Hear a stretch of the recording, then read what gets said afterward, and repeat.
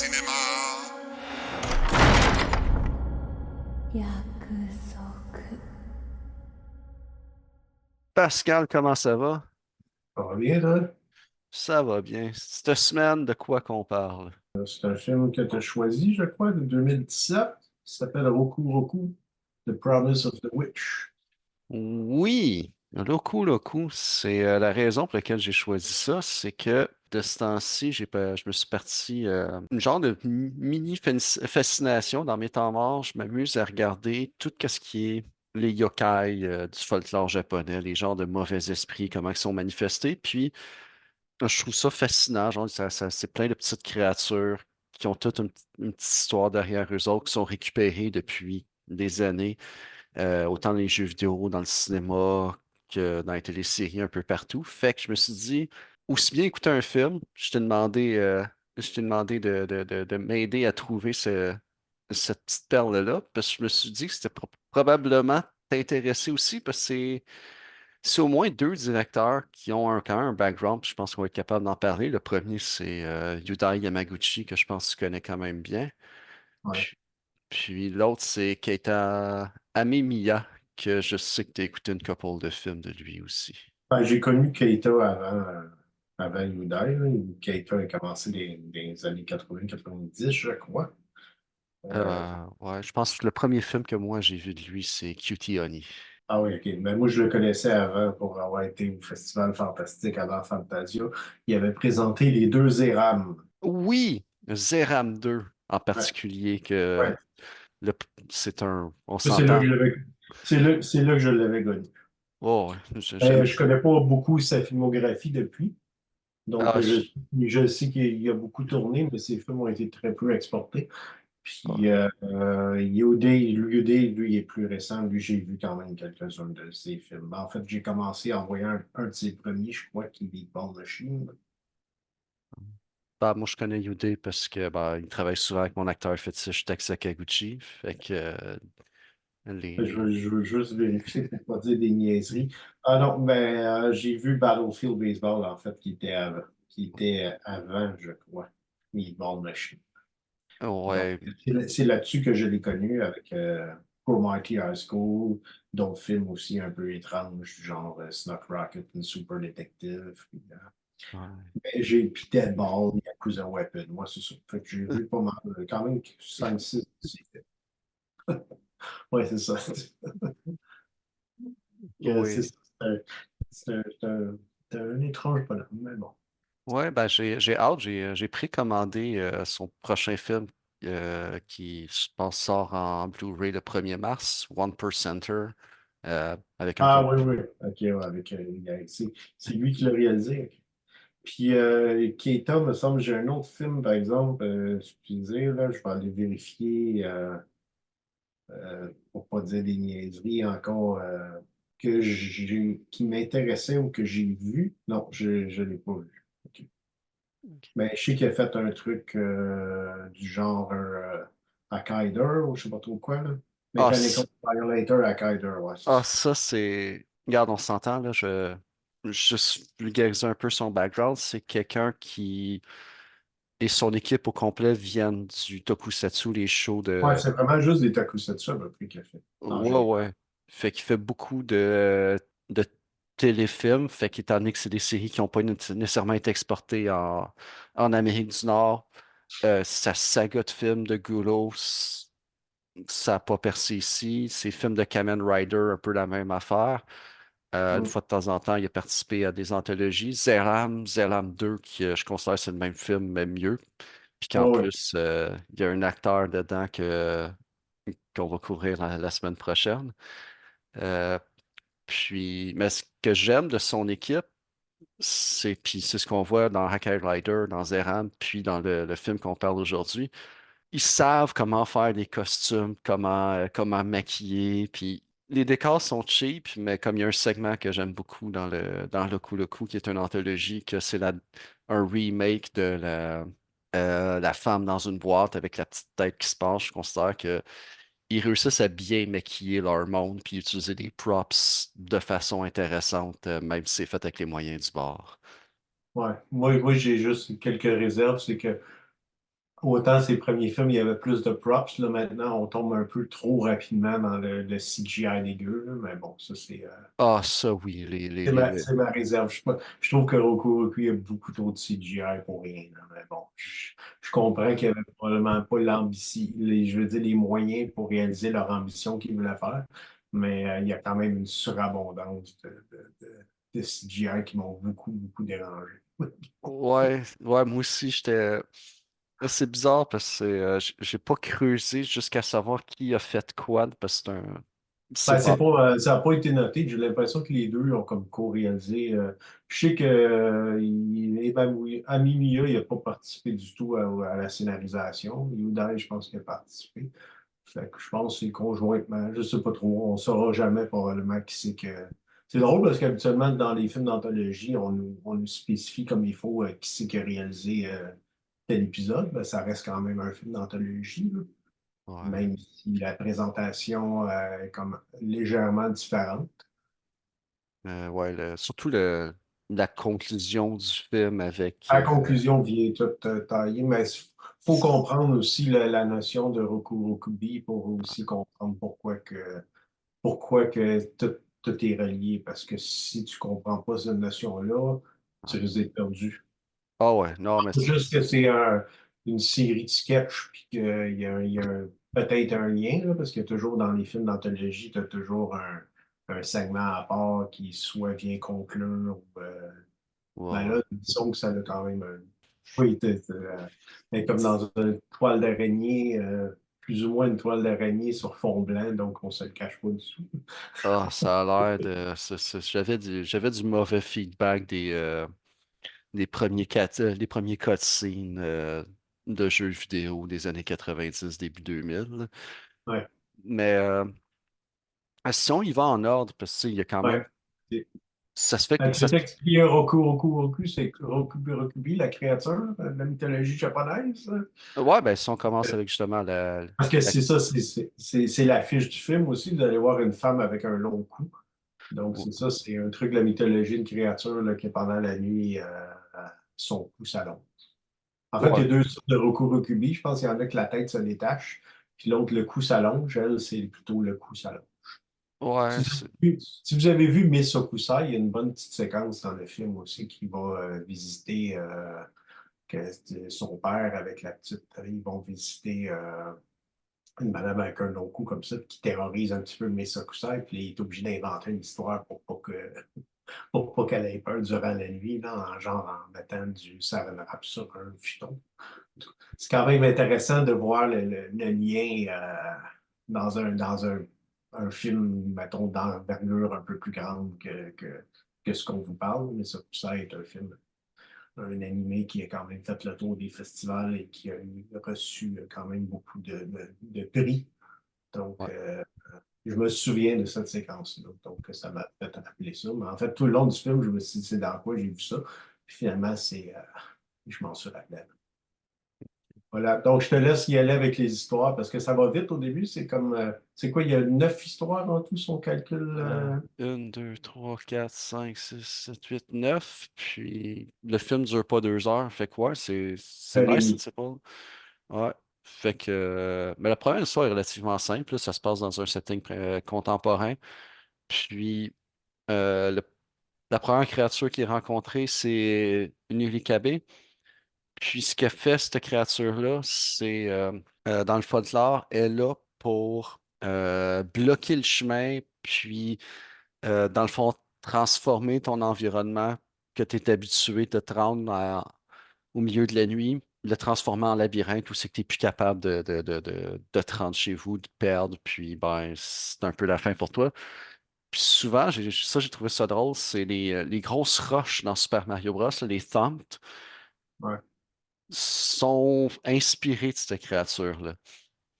C'est dans le film, ben, justement, là, c'est une madame qui travaille tard le soir, que c'est une Karen qui arrive pour rentrer chez eux, puis justement, elle se ramasse, elle spot, elle spot quelque chose de weird de l'autre bord dans l'édifice, de l'autre bord de la rue, elle arrive pour sortir de chez eux et elle se ramasse avec une grosse boule de cheveux mouillés qui bloque le chemin.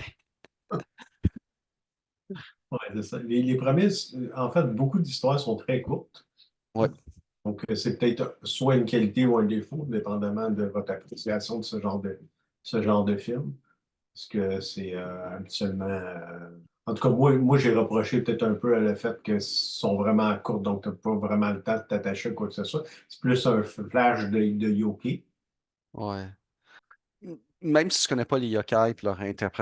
leur réinterprétation, l'histoire du grand-père, puis la façon qu'il ramène ça en flashback, puis il tricote, puis vers le troisième acte, je trouve que c'est quand même bien ficelé. Si on compare, mettons, à Creepshow, que c'est ficelé comme autour d'une bande dessinée, je considère que ça, c'était, étant que ce soit Ah, mais en tout cas, moi personnellement, Creepshow, c'est un chef-d'œuvre comparé à ça, là. Oui, oui, non, Creepshow, c'est un chef-d'œuvre. Je suis pas en train de comparer la qualité, mais je comparais comme ce que je disais, c'est que j'ai trouvé le grand-père plus attachant que la bande dessinée. Ah, ouais, pareil.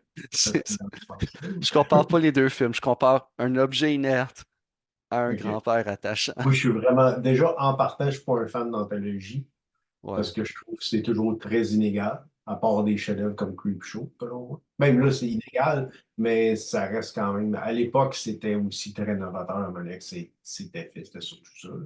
Le ouais, passage entre la bande dessinée et les sketchs, mais bon, c'est ça. Je sais au Japon, c'est dans le JRR, les omnibus, comme qu'on les appelle, sont extrêmement populaires, là. Ça fait une vingtaine, surtout pour le marché de la vidéo et JRR, là, c'est vraiment très, très, très bon. ouais, ouais, ils en sortent. Ben, Donc, c'est pour ça des films comme Rokuroki qui avait joué, il avait fait le tour de quelques festivals, il avait même joué à Fantasia en été 2018, mais le film il y a eu un theatrical release au Japon au mois de janvier, mais ça n'a pas vraiment marché. ben, à la défense de Roku Roku, Ouais. oui, c'est vrai, genre, les histoires sont souvent inégales. Dans ceux-là, ils ont essayé de changer de beat, puis que ça s'est volontairement séparé. Oh, il y avait même du noir et Bon, blanc, des couleurs et ben, ces choses. Donc, il y a quand même un effort de ne pas reproduire la même histoire. définitivement, mais il, y a il est moins inégal du fait que c'est deux directeurs qui ont fait le film au complet ensemble. C'est pas Ouais. comme, OK, comme c'est quoi, VHS ou ABC of Death, je pense.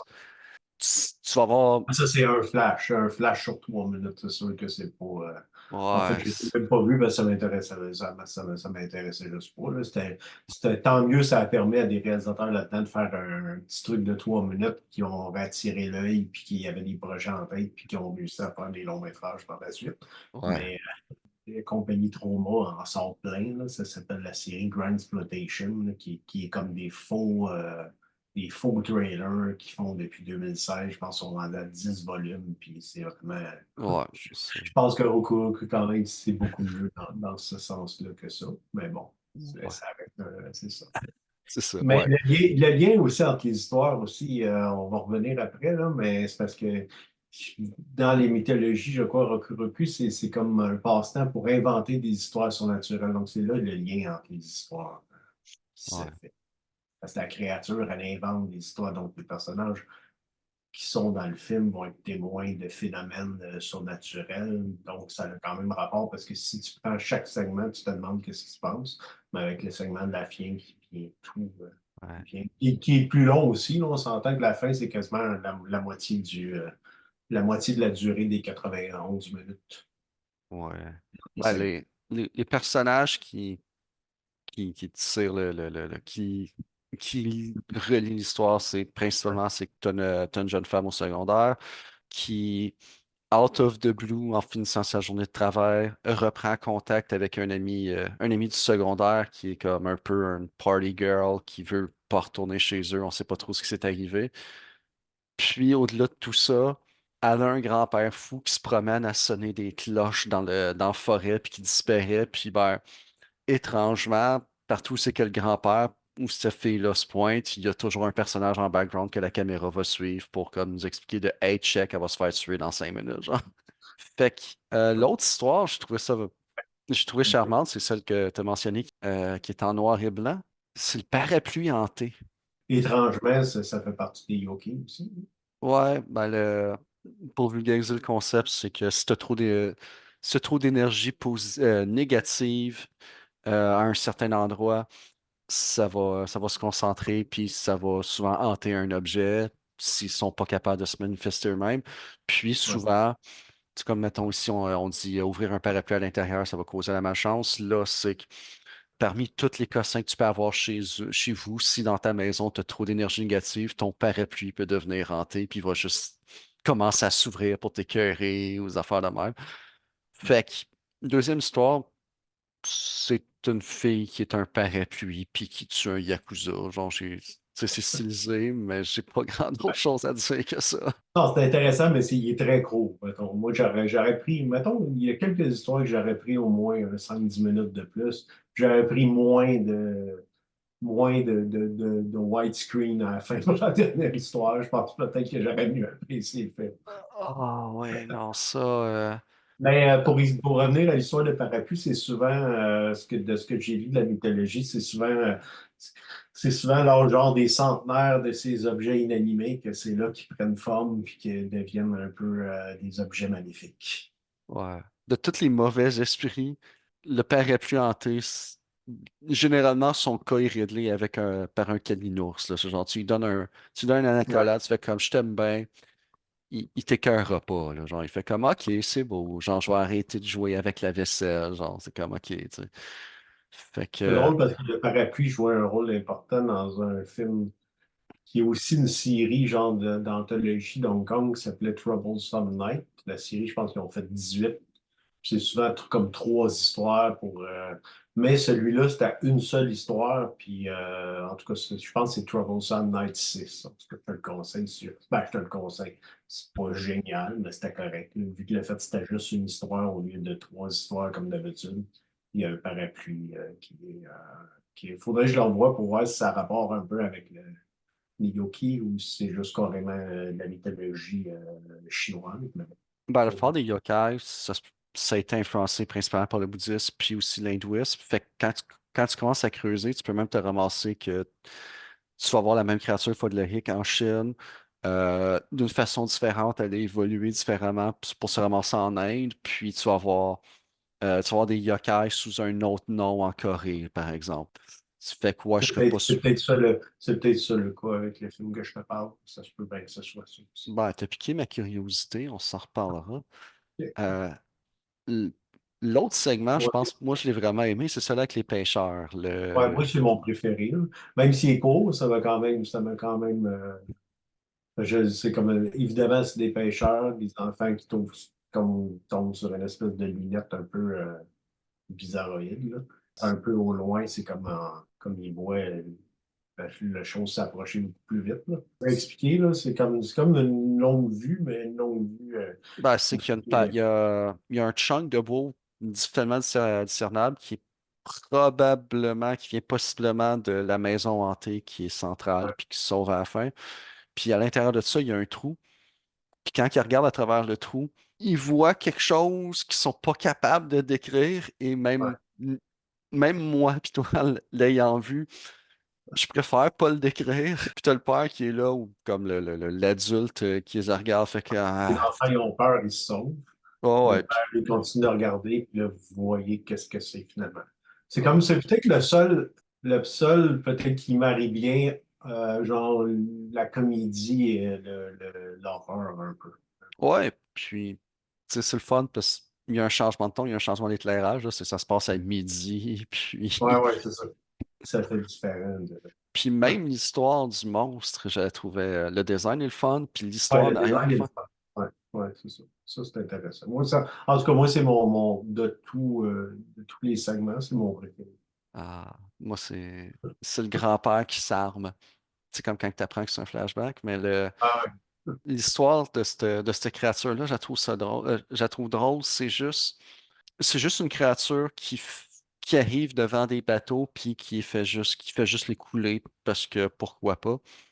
Mm. Puis il y a un truc qui me fait sourire à toutes les fois que je le lis.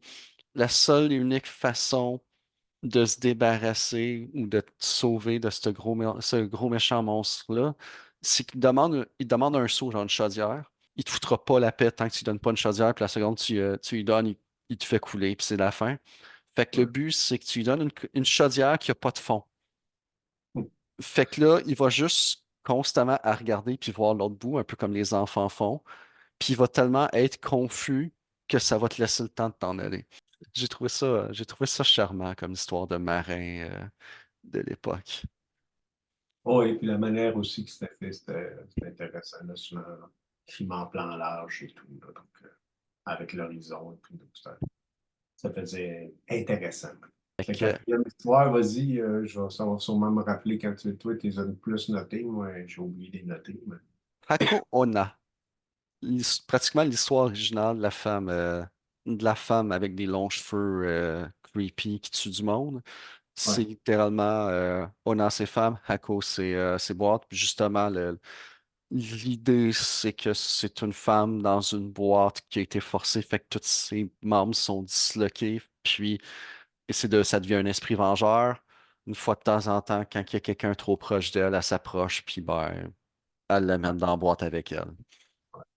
Celle-là, c'est la plus classique, mettons, la plus des histoires de fantômes classiques que si vous avez vu Ringu et tout ce genre-là, c'est plus dans cette lignée-là. C'est sans surprise, mais c'est quand même assez efficace, malgré la couture. Bien que l'histoire est pas superbe, Ouais, le maquillage puis le jeu avec la tête, de la façon qu'elle bouge, puis que sa tête ne suit pas son cou, ses épaules, la façon qu'ils ont réinterprété l'histoire classique qu'on connaissait déjà, j'ai trouvé ça le fun. C'est comme je me balançais de l'histoire, j'aurais pris 20 minutes à juste à regarder ce ouais. costume-là, ces effets spéciaux-là non-stop. Visuellement, c'est de tous les monstres, c'est celui que j'ai apprécié le plus à regarder, hein. C'est ça, c'est celui qui a il y a le moins de CGI que j'ai noté, il me semble, là, Ouais.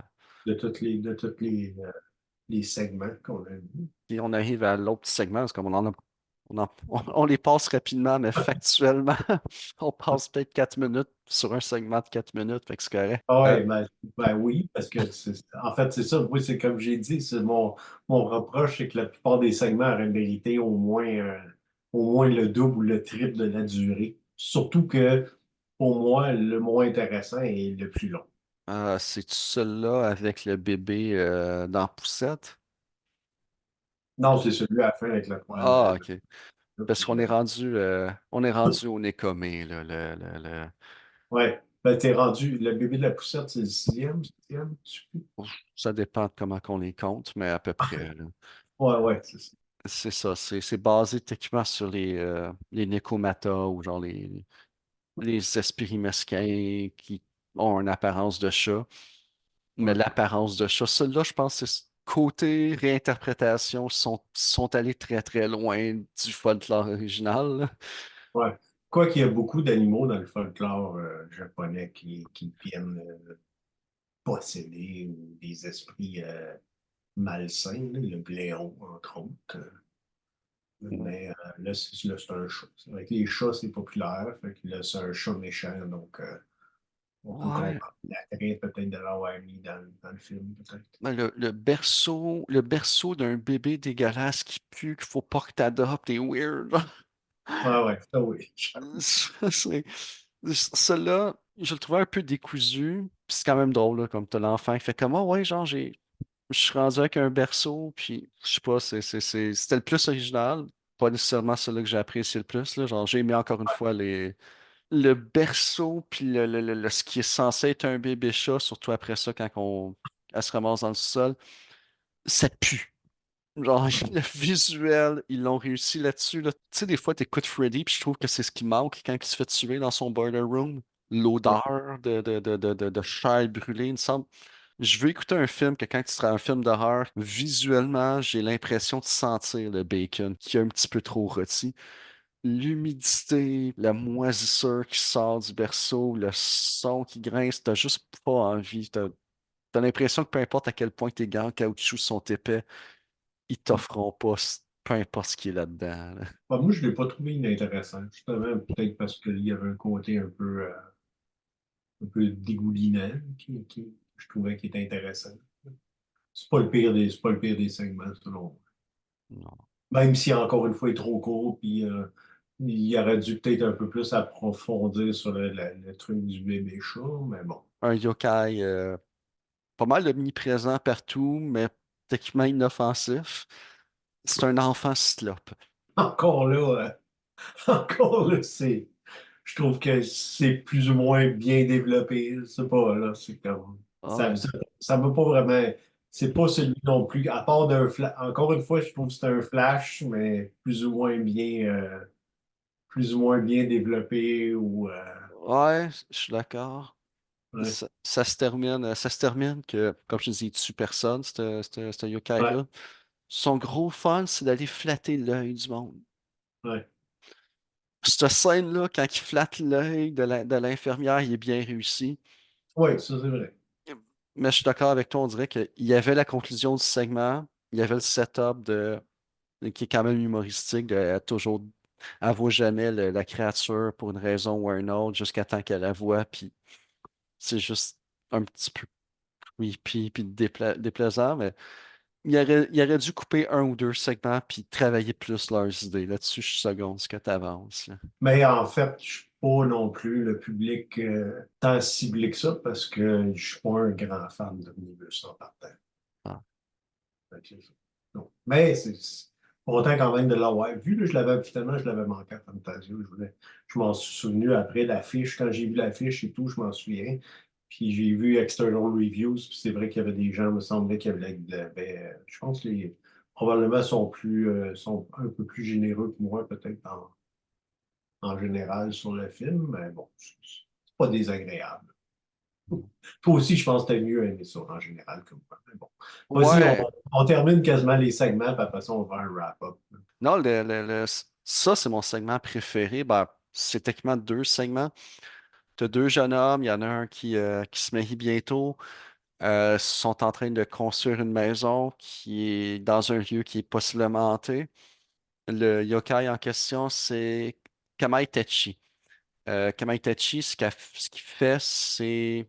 Tu sais, quand t'as une brise devant, que t'as vraiment l'impression qu'elle va te couper la peau, Mhm.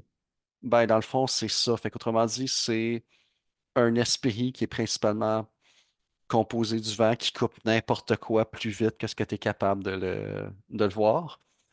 Fait que généralement, c'est ça. Là, ils l'ont interprété, ils ont mélangé, je pense, une loutre avec le vent, puis ils ont donné des cycles pour qu'elle puisse tuer n'importe quoi. Puis elle décide pour le fun, de courir après les deux personnes, les deux jobbers qui construisent ce qui va se ramasser avec la maison hantée. Puis je trouvais ça adorable à quel point il réussit à se sauver, puis il est constamment pour le restant de sa vie hanté par une petite voix qui fait comme je m'en viens pour toi, puis puis pour protéger sa famille.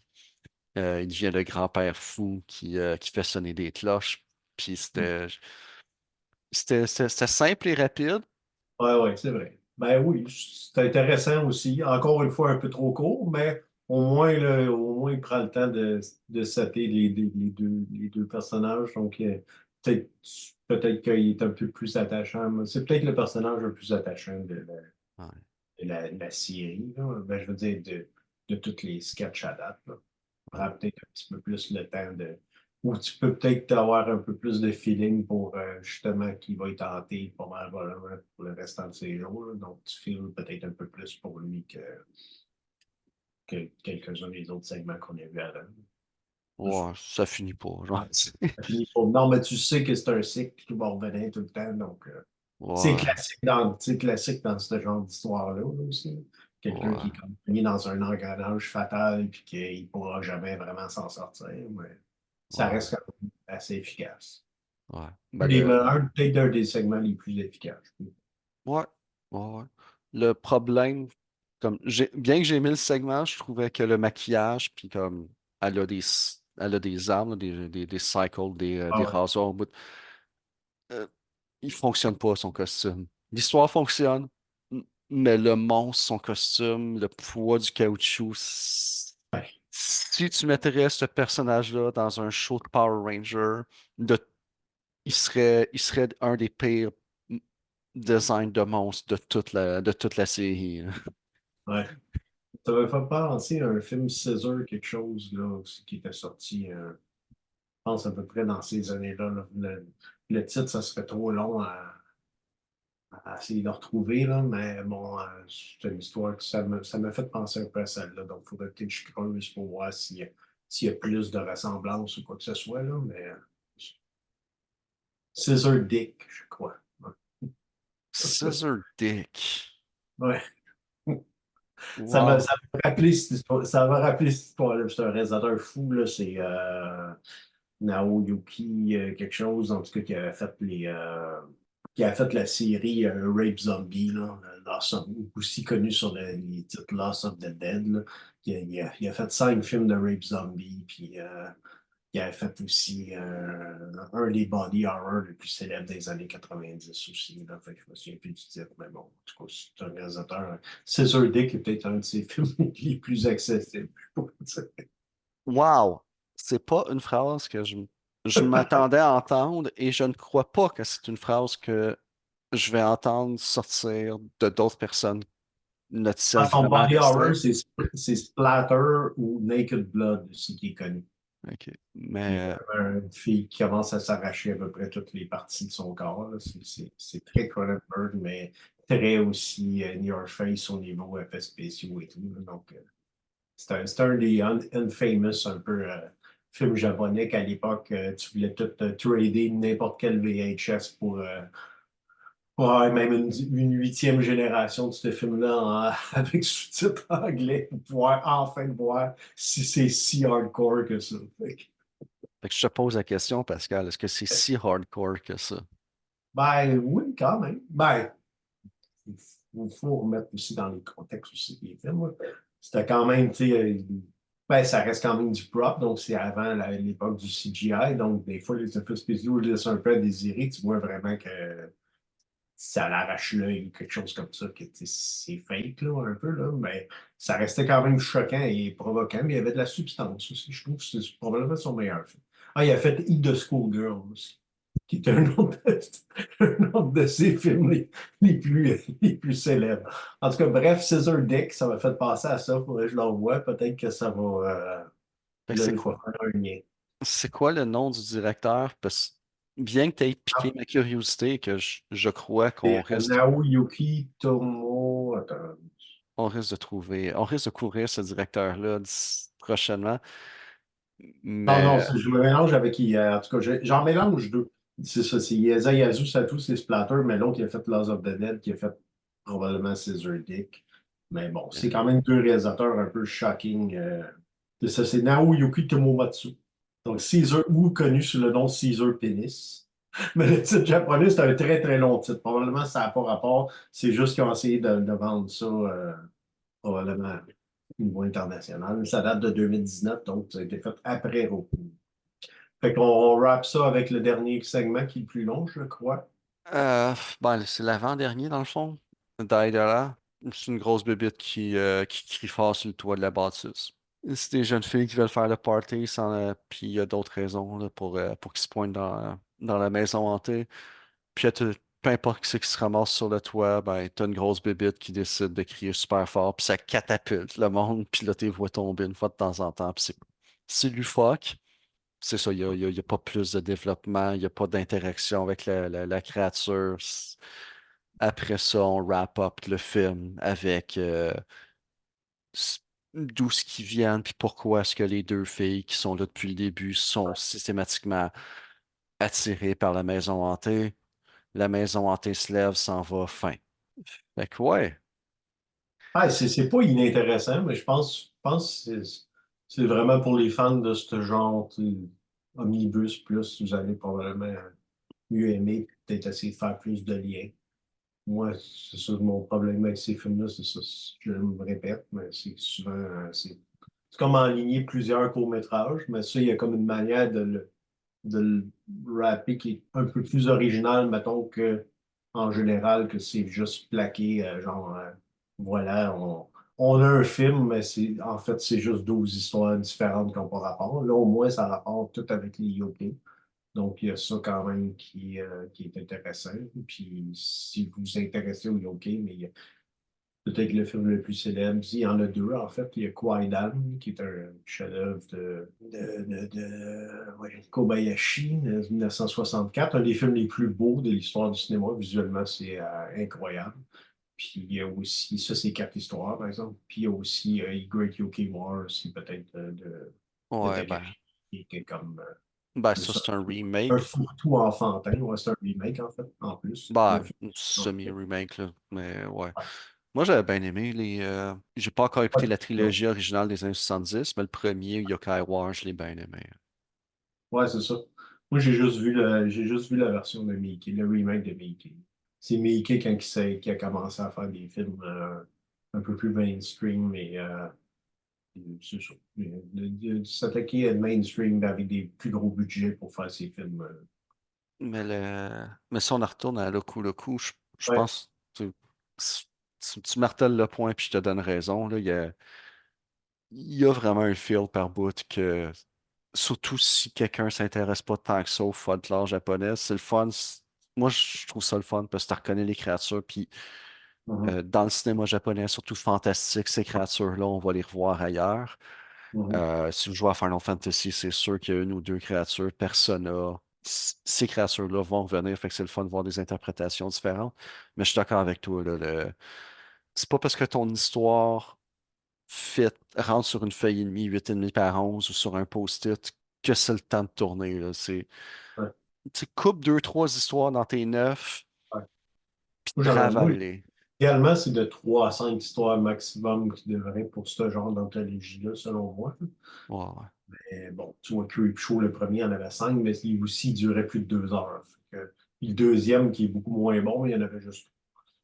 Ça, j'y vais avec les classiques que vous connaissez, mais après ça, les VHS, je pense, sont toutes pas mal modelés sur le modèle du 5-6 histoires. Bon, dans ce coin-là. En tout cas, ça semble être ça. Puis les G-Horror aussi, je crois, même si j'en ai pas vu beaucoup, mais je pense qu'il y en a. Ça semble être celui-là, 8 9 ça commence à être pas mal, surtout pour 90 minutes. Ça fait. Il y en a Ouais. qui durent 4 minutes à peu près. Je pense que le plus court est à peu près 4 minutes, donc c'est cool. Tu sais, sérieusement, moi, j'ai abordé le film sans vraiment savoir c'était quoi. Puis après ça, je Ah, commençais moi à. non plus. Après ça, j'ai checké. Puis, c'est ça. Ben, je connaissais quand même un peu sur la mythologie japonaise. Donc, Mais mais t'as c'était. vu Kwaidan? Est-ce que t'as vu Kwaidan? Faut que tu le Oui, vois. mais je l'ai vu à 14 ans. Ça veut dire ce que ça veut dire, tu sais. Moi, c'est un film que j'ai toujours. J'espère toujours qu'il va jouer quelque part à un moment donné au cinéma, puis je le vois jamais programmé. Puis la première fois que je l'ai vu, je pense que c'est quand j'avais loué le Laserdisc de Criterion.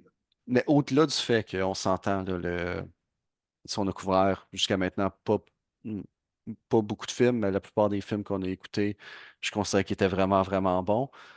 Ça, je considère que c'est un bon popcorn movie que s- si tu t'intéresses moindrement à la culture japonaise, il y a une valeur ajoutée qui est intéressante. Puis les deux directeurs, je m'attends pas à un Citizen Kane, deux autres demain matin.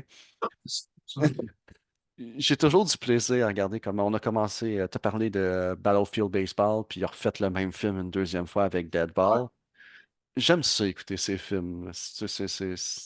Bon, oui, ça reste des films, c'est sûr. Tu sais à quoi t'attendre. Là, peut-être qu'ils ont fait un peu de quoi différent, je pense, les deux, parce que c'est un film quand même, je pense, qui sort peut-être un peu du lot de d'autres films. Là, les titres m'échappent, mais en tout cas, j'avais vu quelques-uns aussi qui avaient été soumis même à l'époque quand je programmais les films à Fantasia, puis on en recevait beaucoup de ce genre de films-là, là, de post-Ringo, là, puis c'était comme tout, on dirait que j'avais l'impression de réécouter toujours le même film, là, avec l'apparition de filles aux cheveux longs, là. Fait que ça devenait quasiment une joke par la bande. Ah, c'en est une Souvent, blague. les protagonistes, c'était souvent des high school girls aussi, là, fait que c'était comme, tu sais, c'est comme revenez-en, là, mais bon, c'est ça. Donc, fait que oui, il y a le côté, le poster aussi est très, très attirant, là, aussi, fait qu'il est quand même pique la curiosité, donc, Le kimono rouge frappant, l'infographie qu'ils ont utilisée pour le film, pour le marketing du film, même pour le générique et le fun. Puis l'extérieur, toutes les pancartes de la maison hantée et le fun aussi. Le côté visuel, rajoute quelque chose comme. Il rajoute juste assez de chair autour de l'os pour que ça soit plaisant à regarder puis à partager entre amis. Fait que, c'est pour ça, je pense qu'on va se retrouver la semaine prochaine. Avec un C'est meilleur la film. semaine prochaine. La semaine Nous, prochaine, je pense que c'est ton choix. On va y aller avec un film de Sabu, Danganronner. un film Sabu. que j'ai vu récemment et que je trouve qu'il est aussi fort qu'à l'époque. Mais bon, on vous en reparle la semaine prochaine.